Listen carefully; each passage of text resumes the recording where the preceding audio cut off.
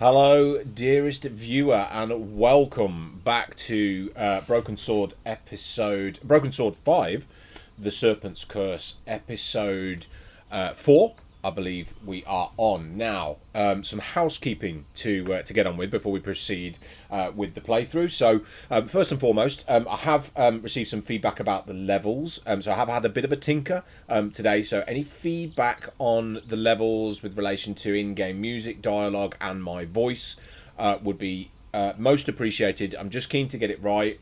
I think when I listen to the recordings, the test recordings I do through my earphones, they sound okay. But everybody's different, and so feedback would be useful to anybody who is watching either via desktop speakers or via earphones or what have you.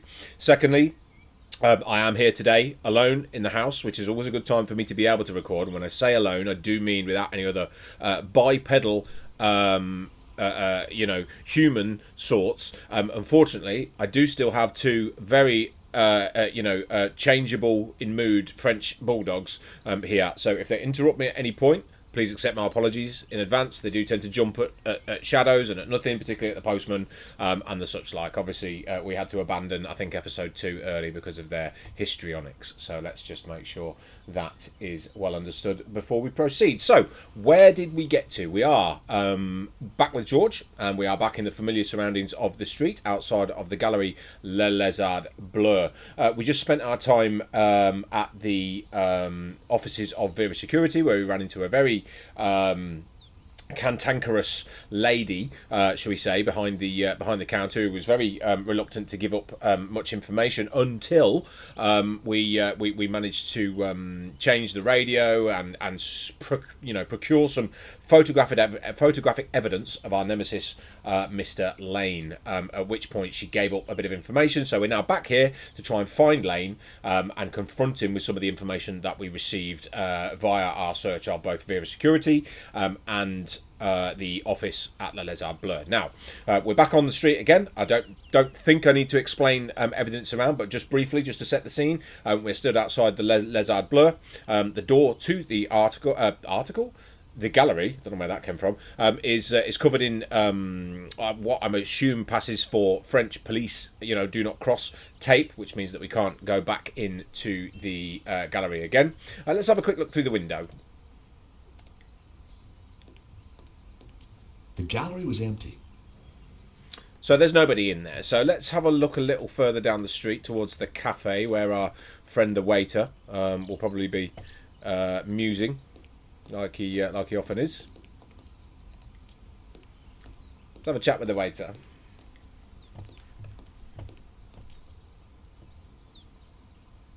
Hi, monsieur. So let's ask him about Lane. I'm looking for Mr. Lane. Has he been here? Ah, yes, monsieur. He came by earlier. Told me he was off to console Henri's widow. I hope she's out. Henri's widow, indeed. Right. So Lane isn't here. So we're going to go and have to look for wherever it is that he's gone. So I don't think there's much left here for us. So let's nip to the right of the screen here, past the pissoir, and down into the metro station and see if we have a new location opened up, which we do. So Lane was consoling the widow. What a big heart that guy had. Did he have a grand scheme or just loose morals? So having proceeded down to the metro station, George has now, found himself in a Parisian street surrounded on all sides by tall, sprawling, chaotic-looking buildings. To the left-hand side of the street that he's on, which is paved with cobbles, there is what seems to be a boutique shop with a sort of a red fascia outside, and what are they called, mannequins in the window with all manner of ladies' fashions displayed inside. Next door to that is what appears to be a restaurant called Tony's with the word brasserie written on the window.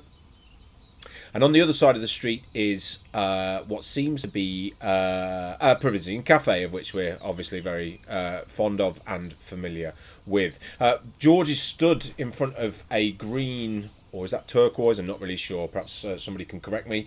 A double door, which seems to have intercom outside it, which seems to be labelled as Henri's apartment, which is where we clearly need to go in search of our friend Lane. Down at the other end of the street, just past the crossroads, there is the greenery of a park. So let's take a look at that first and foremost. Let's check out the environment before we proceed to our objective.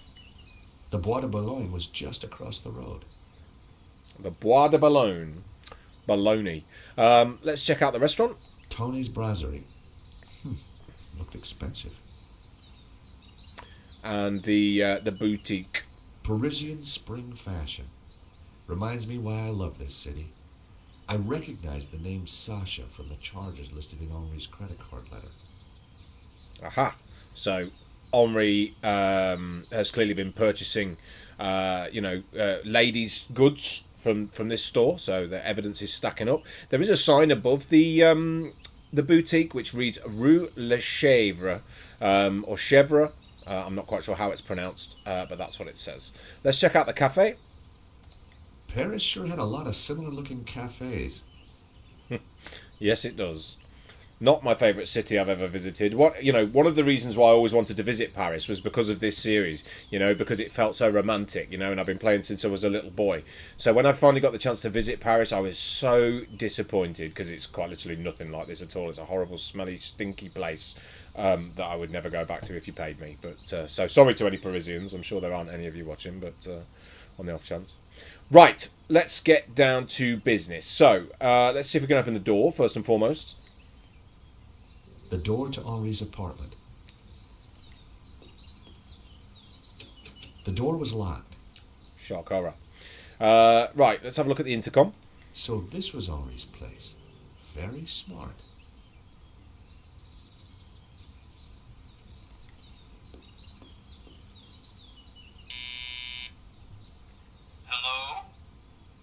This is George Stobart. May I come up? I'm sorry, this is a very inconvenient time. Come back later. I know that's you, Mr. Lane. I need to talk to you. So we have a couple of dialogue options here that we can mention to Lane. So we can talk to him about Annette, which is the lady from Vera Security, or we can ask about Madame Dubois, which is represented by an icon of a sort of a black silhouette with a question mark. So I think because we have information about Annette and we've met Annette and we've got the photo of them two together, it would be sensible to click Annette and to try and intimidate him into opening the door and letting us in. So let's give that a try. Mr. Lane, does the name Annette mean anything to you? I have no idea what you're talking about. Okay, so that opens up a new dialogue option that says theft. So let's keep pushing. Mm-hmm. If you don't let me in, I'll tell the police about your interesting connection to the security company. All right then. Come on, but make it brief. Bazinga. Right, let's exit this conversation, and up we go. Dear Lord, George, you have the worst timing. Is this a bad time to accuse you of lying? What do you want? I've just come from Vera Security. So? Right, there's all sorts of things to describe in this apartment that we've entered here, but I'm in a dialogue with Lane, who stood at the front of the door, has come to the front of the door to greet us, which is very polite of him, isn't it? So let's do that first and foremost.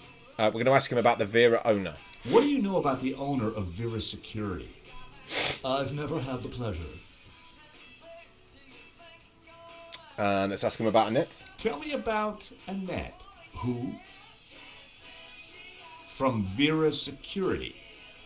I don't know any Annette.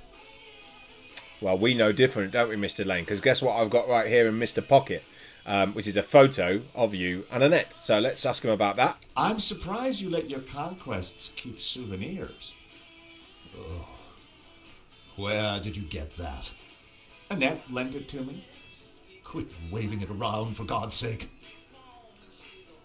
So let's ask him some more pressing questions, because those dialogue options have opened up now. He's being a little bit less reticent. We can question him again about the Vera owner and Annette. So let's ask him about Annette first and find out about the nature of their relationship. Come on, Lane. Tell me about Annette. All right. I had a fling with her, okay? Now keep your voice down, please. And you two fixed the security for the robbery? No, nothing like that. Anyway, the fling was a mistake. She turned out to be rather needy. I believe you. You're not a criminal, just a lecherous old man. Less of the old, if you don't mind. As it happens, I make a lot of women happy. Especially when you leave them. Okay, let's ask him about the Vera owner. Can you tell me anything about the owner of Vera? Annette told me he's some angry-looking Russian chap. Okay, Lane. Take off. You can't tell me what to do. You want me to show Bijou this picture?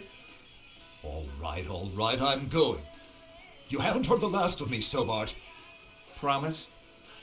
And give me that photo. Oh.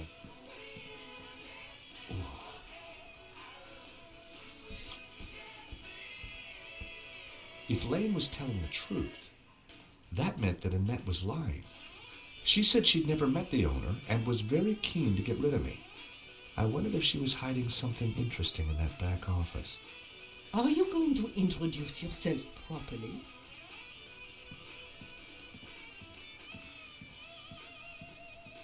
Pleased to make your acquaintance, madame. My name's George Stobart. Call me Bijou. Okay, so I had to wait for the dialogue to finish before I could properly describe the environment, and trust me, this is going to take a lot of describing. So let's start at the door that we came through. So as you'll have noticed, obviously we were greeted by Lane at the door, after which we talked to him about, obviously, Vera's security and his relationship with Annette, and showed him the photo that we procured from Annette, which has obviously got him over the barrel. There's clearly a relationship between himself, her, and Vera Security is a wider concern. So definitely something fishy going on in terms of the security arrangements for the gallery, which was showing La Maledizio. He's since been given his marching orders and has left the apartment. Now, we've walked into a Parisian apartment, very, very lavishly decorated and furnished. As you can tell, there's a jaunty song playing in the background by a sort of surf rock sort of style. I always thought it reminds me so much when I hear this music of, there's a very similar song in Grand Theft Auto 3, the first 3D Grand Theft Auto, and it very much reminds me of that. So I wonder if anybody else has ever noticed the similarities. But anyway, I digress. So we're currently stood on a tiger print rug. Behind us is a open casket with the coffin of the recently deceased gallery owner Henri, laid out, not necessarily in state, but in a sort of made up for visitation, as it were. So that's right by the front door. We have numerous provocative nude paintings of a comely blonde lady dotted around on the walls, as well as various flowers and potted plants. In the middle of the room is a record player from which the jaunty music you're hearing comes from. And over to the right hand side of the room, there's a large dressing table with various female accoutrements, kind of sort of scattered across it. Next to the dressing table, we have a bookcase. Again, with all sorts of various items on it. Doesn't seem like there's particularly much for us to interact with other than a music box. Down on the back wall, there's a sort of what would you call that? Like a balcony door that leads out to a view of Paris, a beautiful view. And to the right hand side of this section of the room, there is I think what's called a chaise de lounge, which is sort of like a sofa-esque piece of furniture, very ornate, as it were. and upon which is sat a classily attired blonde lady called Bijou, apparently, who has already asked us to introduce ourselves to her. So, first thing we need to do is look around the room and do a bit of fact finding. I would think the first thing to try and do is turn this awful music off. So, I'm not sure if we can do that. Let's take a look at the stereo. The stereo was playing the same tune over and over again. You have a beautiful home, Bijou. Oh, thank you. I do like beautiful things. So let's go and take a look at the corpse of Henri first and foremost. Henri was now dressed in a cheap suit. On balance, I prefer the waistcoat. Primani. There's a stuffed dog on the table. Let's take a look at that. A small stuffed dog sat on the table. Poor creature. Was that a tear in its glassy eye? No doubt that'll be a dialogue option when we talk to Bijou.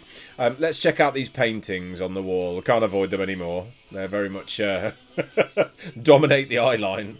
Two lovers entwined. Reminded me of that party game with the map. Twister.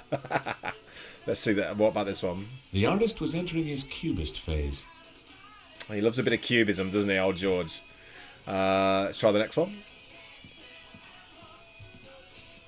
A subtle birthmark was the only blemish on the model's flawless skin. And the final nude painting, which is just above Bijou. The subject looked vulnerable as she clasped her knees. Oh, there's another one. Oh, joy. The subject stared casually out at the world. Let's take a look at the dressing table. This gives us an option to sort of zoom in. So let's have a look and see what's on here.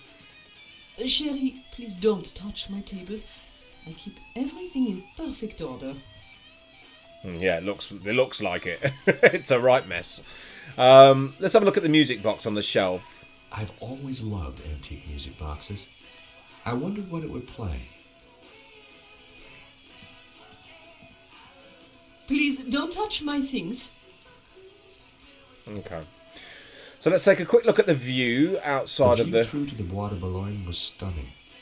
America is my country, and Paris is my hometown.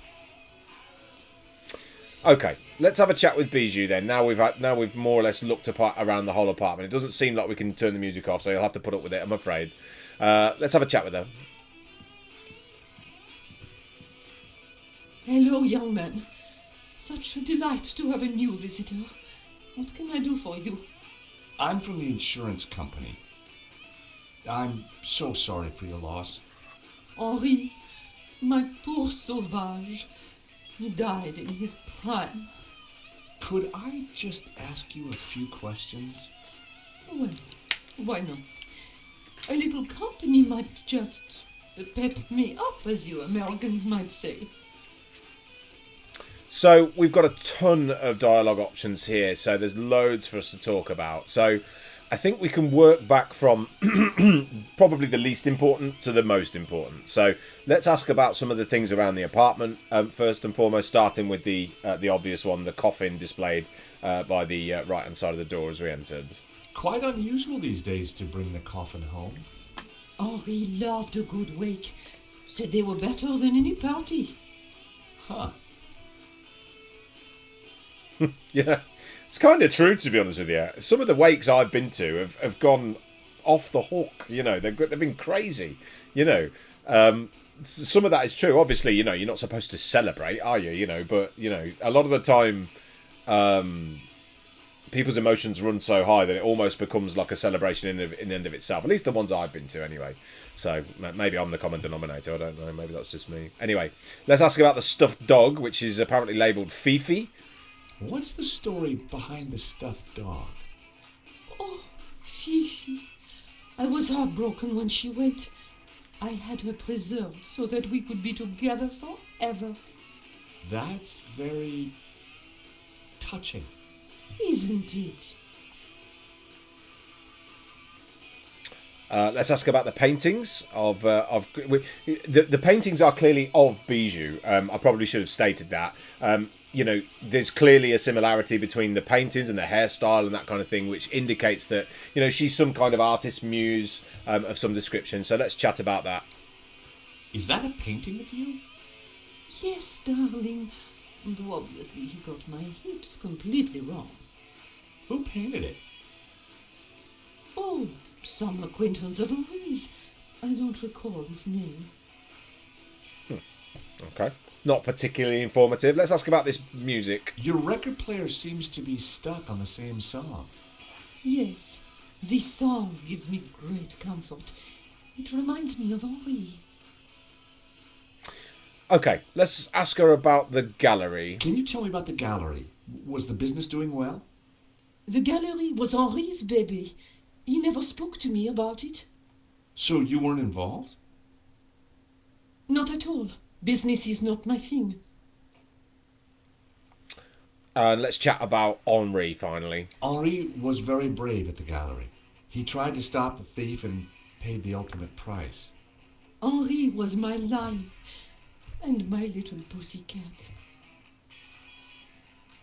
Henri looks very peaceful. Doesn't he? I wish I could keep him here forever. Like Fifi? Well, not quite like Fifi, obviously. It's in poor taste, that suggestion. I think he's suggesting that she has Henri stuffed like the little dog. Let's ask about Henri again. There's clearly more to learn. Again, I'm so sorry. Life is too short, George. Let's ask about the theft then. Let's see what she knows about that. Bijou, I think someone involved with the gallery helped the thief. It wasn't Hector Lane. He's not devious enough. But who else? I don't know. But I will get to the bottom of it, I promise you. Okay, so I think that's all we can chat with Bijou about. Not particularly informative, from what I could tell. Thank you for your help, Bijou. My pleasure, young man. Do come back any time. Bijou appeared to know nothing. I still couldn't discount Lane. Annette, on the other hand, had lied about Vera's Security's owner. Well, at least the music stopped. So I think we're done here. So let's exit from here. Night was falling. Annette would have left for the evening. It was time to pay a visit to Vera's Security. So the sun has now set on the street scene outside, and George walks away, and we now have a screen that says a short time later. The empty mall was lit by bright moonlight. The perfect ambiance for a little detective work. I wanted a good look at that back office. I just had to find a way in. So we are back in the sort of arcade or strip mall that we were in earlier on, where we were talking with our friend Bassam, and within which the offices of Vera Security are located, but it's now night time. So we're clearly here to do a bit of cat burglary, and we need to find a way into Vera Security in a clandestine fashion. So let's take a look at what we've got around us. As you will no doubt recall from our last discussion about the environment, the sort of the upper levels of the arcade or mall or whatever you want to call it are sort of lavishly decorated with sort of gilded artwork, which is very ornate. But everything is closed down. There are a couple of lights on, giving a sort of a dim light to the area for which Bassam was in originally on the right-hand side. But everything on the left-hand side seems to be closed. Let's have a look around anyway and see what we can see before we try and do things. Vera Security, a name which was becoming increasingly familiar. So the Vera Security, what would we call it? Shopfront operation, I suppose, has a big shutter down in front of it, which is covered in graffiti. So let's take a look at this. It looked like a very sturdy shutter. I'd have to operate the controls to open it. Right, so we need to find the controls.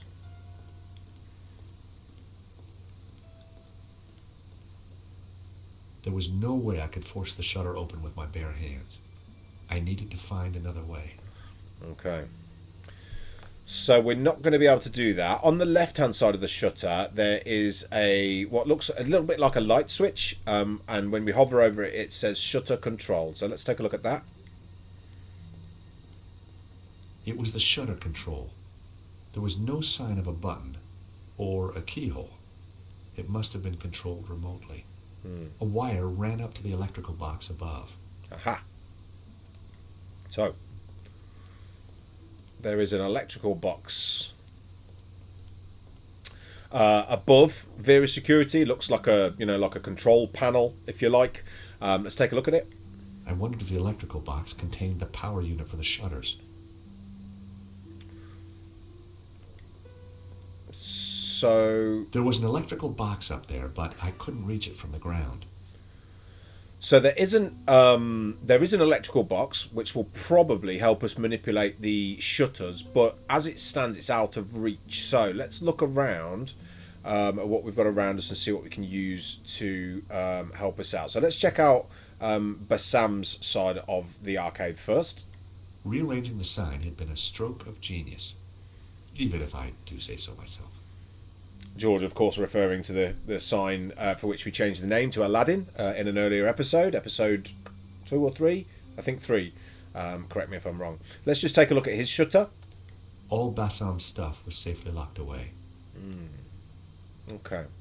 Outside Bassam's store, there is, if you recall earlier on, he had a like a market stall, if you like, which was all laid out with various types of bric-a-brac, which was very ironic because all he talked about was marketing strategies and pie charts and and turnover and all this kind of thing. So it was it's quite entertaining really that he was that business oriented when he was clearly selling what essentially amounts to a load of tosh. But now his shop has closed down for the night.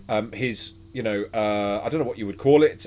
It's labelled as box, but I don't really think that it's like a trolley, if you like, which is clearly used to wheel around, and it's a surface that you would lay, items out on for sale. So let's take a look at it. The empty box had been left out overnight. No one would have wanted to steal it. So we can do something with that. There is also at the top end, just above the entrance at which we came into the arcade or the mall, again, whichever area you come from, you might refer to it as something different. Above it, there's something labelled as girder. So let's ask about that. The cast iron girder spanned the alleyway. I knew that if I could get to the girder, I could reach the electrical box.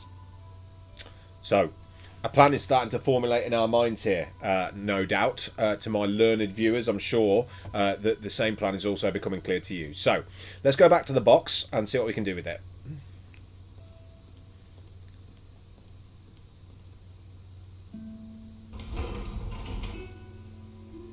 So one click pushes the box upwards, towards the top of the screen where the girder is located. So let's give it another shove.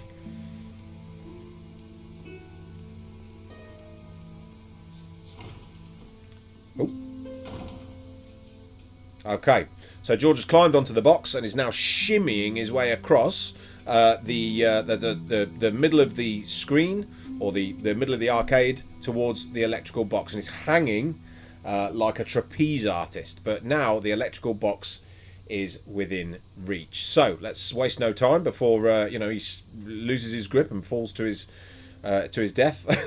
Let's have a look at the electrical box. I popped the lid open. Inside was an aircon unit and, bingo, the master controls for the shutters. Okay, so this has opened up a puzzle screen. So now we're looking at the inside of the electrical box. What we have is the whirring sound you can hear is a fan spinning, I should say, in a clockwise direction,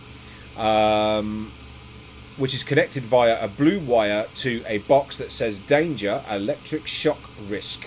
That box itself is connected via another blue wire to a box on the bottom right hand side of the screen which says Secu shutters safe key,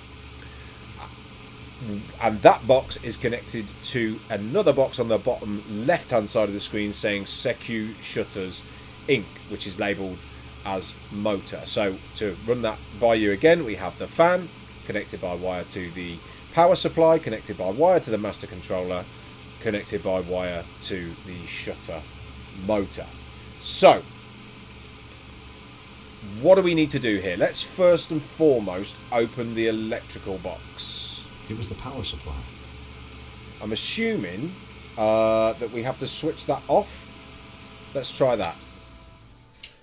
So there's a switch on the bottom of the electrical supply box, which if you press it, turns the fan on and off. Let's just check out the labels on these things. It was the master controller for the shutters. So that's the master controller. We've also got the shutter motor. It was the motor that operated the shutters. So we've turned off the fan. That's the first thing that we've been able to do. So I think let's have a look in our bag here and see what we've got available to use. So the most obvious things that tend to suggest, some level of action is we have nail clippers, which we can use to cut the wires. And we also have a wire in and of itself. So I think the idea here is to rewire the whole system to allow us access to the building. So let's cut the wires first and foremost.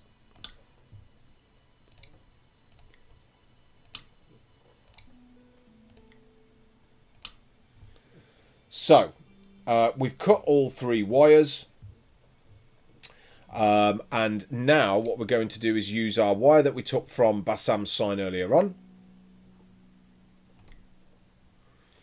And what we've done there is rewired the shutter motor into the power supply. So now all the wires are cut, the fan's no longer working, the master controller is disconnected, and the shutter motor is now connected to the power supply. So in theory, if we press the switch...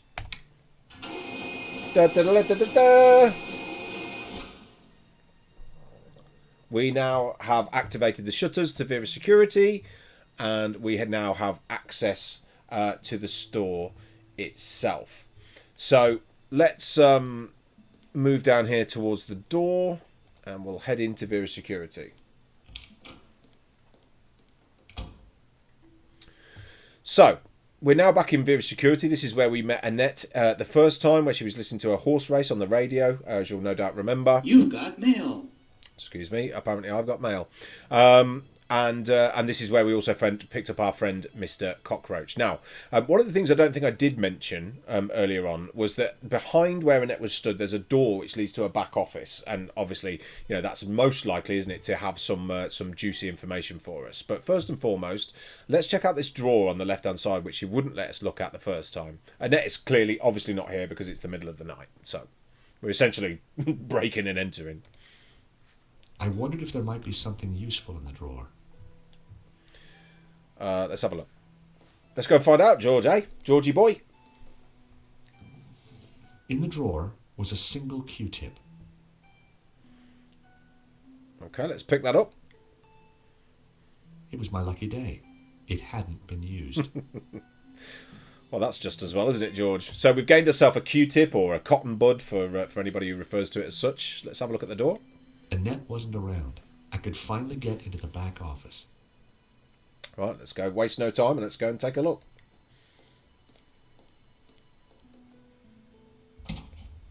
The room was pitch black. I couldn't see a thing. So George has opened the door to the Vera Security back office, but as you can imagine, in the middle of the night, it's completely black, other than the residual light which is shining through from the lights out in the the corridor or the arcade where we were before. So what we need to do first and foremost is try and find some way to illuminate the place. Is there a light switch on the outside?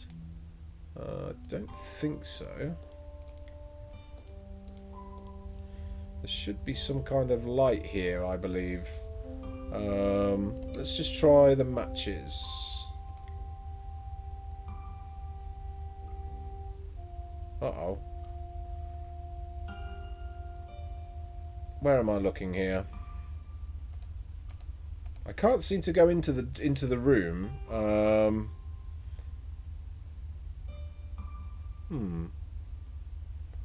Can't seem to do anything. Let's try. Does this work? That was never going to work. No, it doesn't. No. So what do we need to do here? I thought there was a light switch on the side of the door here, but we clearly need to create some kind of light ourselves. So what have we got in our inventory?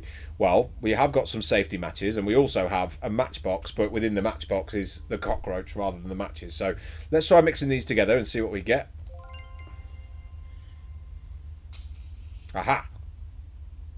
So George has used his brain to to figure out that he can use a match to illuminate the room. And we had a brief look at it, and on the right hand side of the door is a light switch. So there you go. Let's click that. Ta-da! In the corner of the room was a pizza delivery scooter. Aha! Just like the one the killer had escaped on. So now we've switched the light switch on. We have a very dilapidated looking office room. Nothing specifically jumps out of the scene as anything specifically interesting, aside from the fact that there is a very old fashioned looks like maybe a Honda C90 like 90cc scooter. So let's take a look at that first. That's clearly our major object of interest. It was a pizza delivery scooter. Oh, I could eat some pizza. It was a pizza delivery scooter. Okay, we know about that. What's this on the floor? Oil had dripped from the scooter onto the floor. So there's a patch of oil on the floor for some reason. Right by the left-hand side of the door, as you come through it, there's a table or a very small desk, upon the top of which lies a shredder, like a paper shredder you'd find in an office. Let's have a look at that.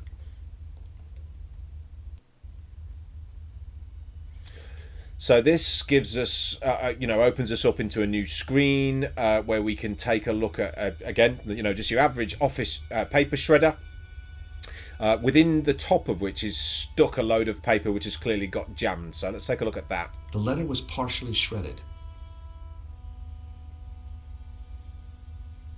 There's a lid that we can interact with. A small lid protected the mechanism. And there's also a power button. The shredder just had one button. So let's open the lid. So inside the lid, there's a number of gears which we can also have a look at and interact with. Let's take a look at those. The gears had seized up. So let's try the power button and see what happens. The shredder was jammed.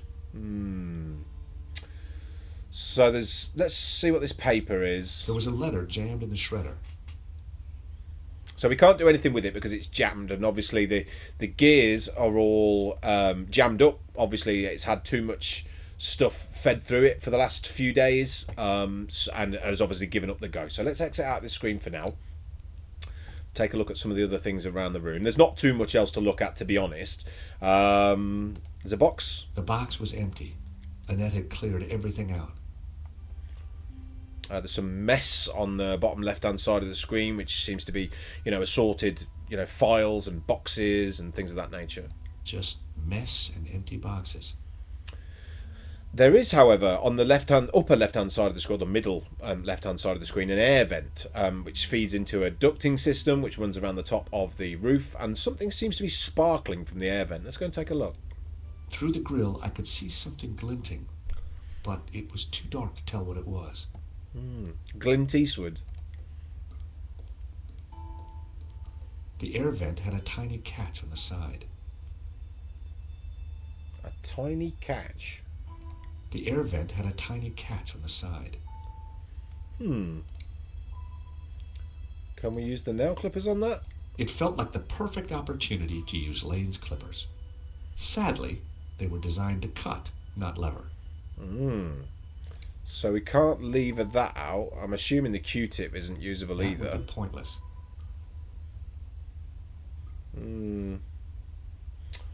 Okay, we're going to have to come back to that. Let's go back to... So we want that stuff out of the shredder, don't we? We want to read what the letter says. So let's try and figure this out. So we've got... the gears are all, jammed up. So what do you need to dislodge, or to move jammed gears? Well, you need to lubricate them, don't you? So what do we have here on the floor? a patch of oil from the scooter. Let's take another look at it. Oil had dripped from the scooter onto the floor.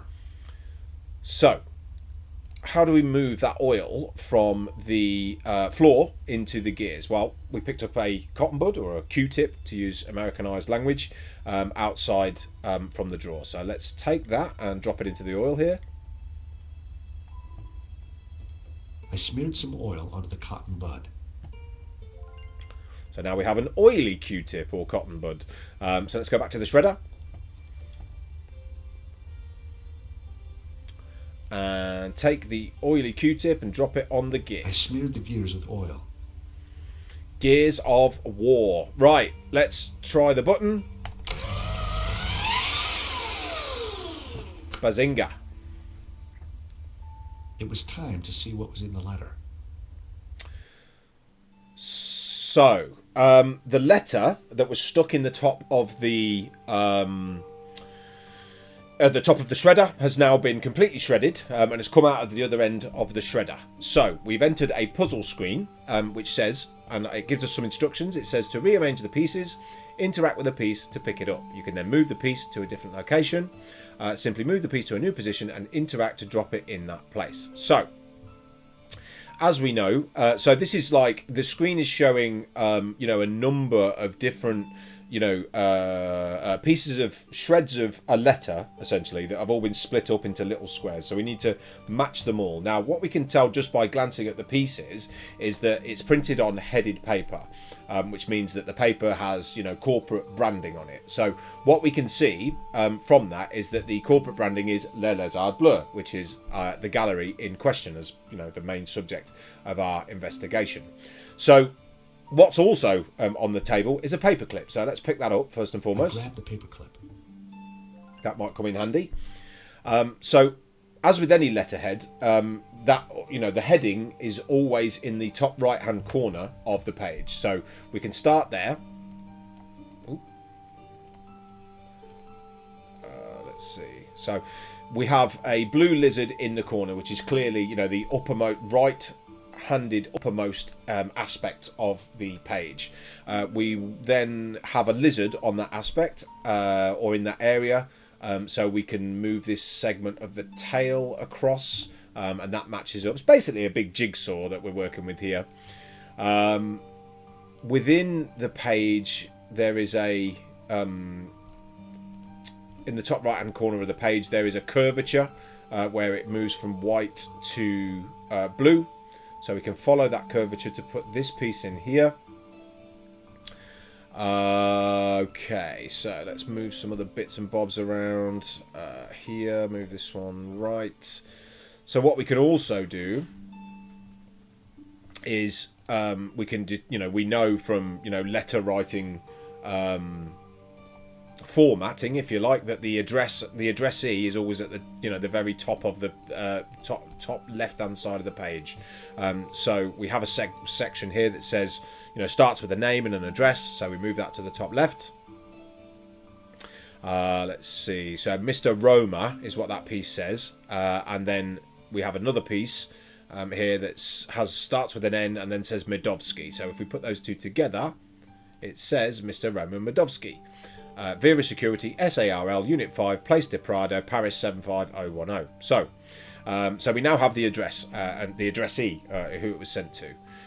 We also have a date that starts here and a Dear Mr. So if we put that on the left-hand side, we now have Dear Mr. Medovsky. So our letter is starting to come together. Now let's just move this piece out of the way. So the first line is re-secure.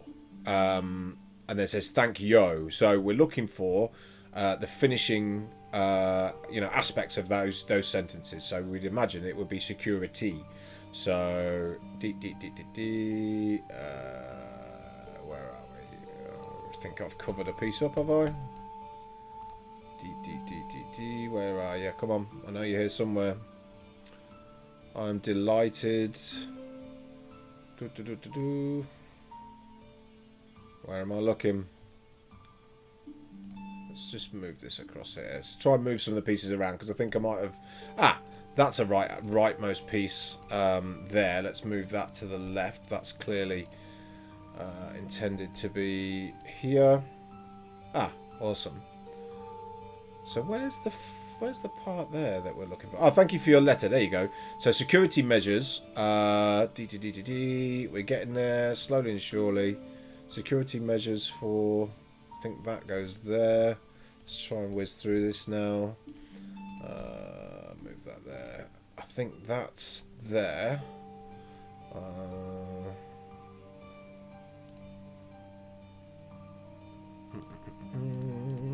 Come on. Come on, Matthew. Exhibition.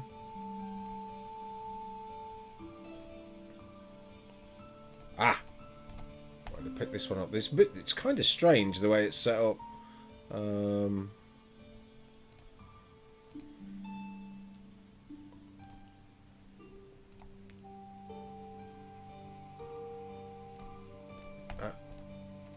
Represent you. Just move this here.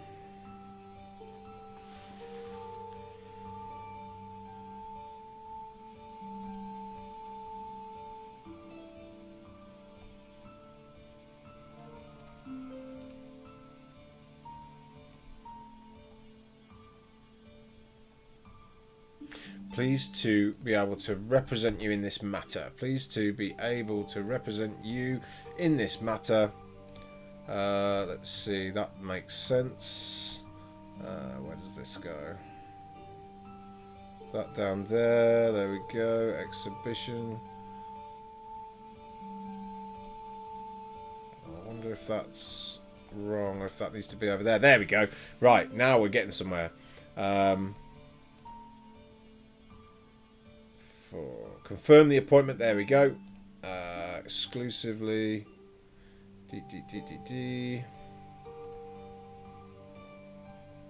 Appointment of Vera Security. Move this here. I think you will find it to your satisfaction. Aha! Right. That's got to be there. What am I missing? I'm missing something. Ah! Here we go. I've moved it a bit too far across to the right. It was the letter from Henri confirming that Vera Security had the contract for the exhibition. And it also revealed who was in charge at Vera. A guy called Medovsky. At first glance, it all seemed pretty run-of-the-mill. But why was Henri thanking Medovsky for being generous? And why was he pleased to represent him? Maybe Medovsky was the owner we've been looking for. It didn't add up. I had a gut feeling. There was something fishy going on. So, now we've put the letter together, let's read it in totality. So, as I said, it's on headed paper from Le Lézard Bleu, and it reads as follows. Dear Mr. Medovsky, regarding security measures for the forthcoming exhibition at Le Lézard Bleu, thank you for your letter of 30th of March. I'm delighted to confirm the appointment of Vera Security to exclusively provide the security for the forthcoming exhibition. Your offer was very generous, and we are delighted to accept the terms and proceed as suggested. The opening of the exhibition is meticulously planned, and I think you will find it to your satisfaction. Special attention will be given to La Maledizio, which will be hanging on the back wall, furthest from the door. The owner will remain anonymous. We are most pleased to be able to represent you in this matter. Yours, most amicably, Henri Dubois, which is obviously the deceased. So, you know, there's obviously something going on between the owner of this company, this, shady Russian gentleman, who we've now finally been able to establish the identity of, and the owner of the gallery himself, who is now sadly shuffled off this mortal plane. So, let's move off this screen. And let's go back to the air vent, and we will use our recently procured paperclip. The paperclip was perfect for the job. There was definitely something in there. So what have we got in this air vent? Let's take a look. Let's have a rummage. Now, what are you... Gotcha. Well, would you believe it? It was a gun. And very likely the one that had been used to shoot Henri. Aha! So, what have we here? L'Américain, Monsieur Stobart. You will rue the day you crossed my path, because now you are caught in my net like a little red herring. It's Nave and Moo. Inspector, I'm investigating the robbery. No, monsieur. You are breaking and entering an innocent storeroom. I found the murder weapon. Found? No. Planted? Yes. Moo, arrest this man and take him to the station. I shall squeeze you, Monsieur Stobart, until your pips squeak.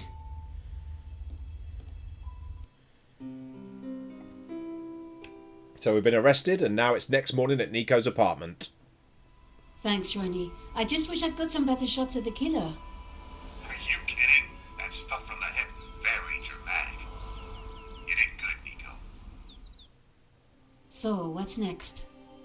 Get me an interview with the owner, and you've got Sunday's front page. I'm on it already. Keep me up to speed. Let me know before you write anything up, okay?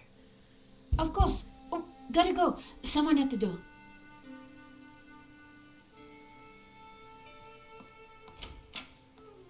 Monsieur? Are you Nicole Collard? Yes, can I help you? I need to sit down. You'd better come in.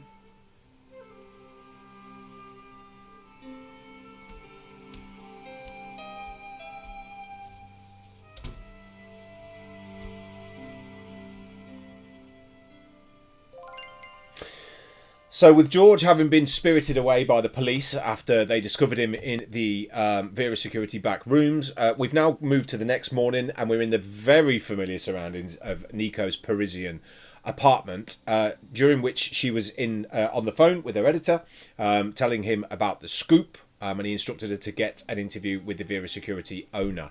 However, as soon as she put the phone down, there was a bang at the door, which you'll have no doubt heard, and an unidentified old man has come to visit Nico. So we need to find out who he is and what does he possibly want. But that's for another episode. So I'd like to thank you for joining me today. I hope you've enjoyed today's episode, and I will try and get the next episode out to you as soon as possible. But in the meantime, thanks for watching. Take care, and I'll talk to you soon.